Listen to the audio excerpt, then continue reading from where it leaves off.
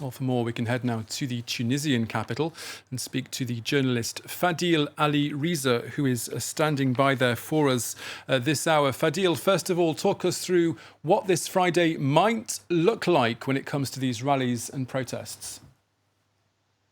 Sure. Well, this afternoon, political parties have planned to take to the streets in protest for this anniversary, 11th anniversary of the revolution.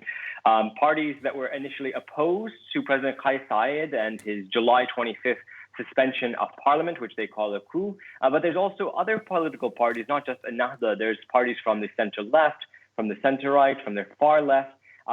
Even including some parties that had initially supported the president's July 25th decision suspending parliament or had been on the fence, that are also going out in defiance of this decision, which was announced by President Kais Saied's Prime Minister, Nejla Bouden, just 2 days before the anniversary of this revolution.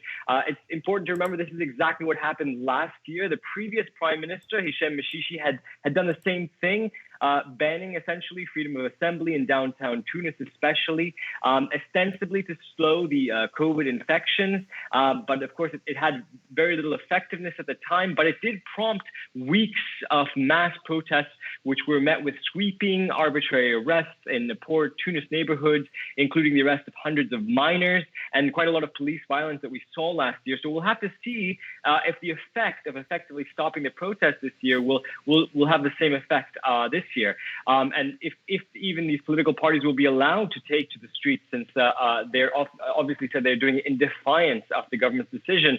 Important to note as well is that January 14th, which has been so important for many years as a day of commemoration, has been basically cancelled by the president. He said that December 17th, the start of the revolution, not the end of the revolution, is really the real commemoration day, which has upset many people, including those who've lost family during the revolution in 2011.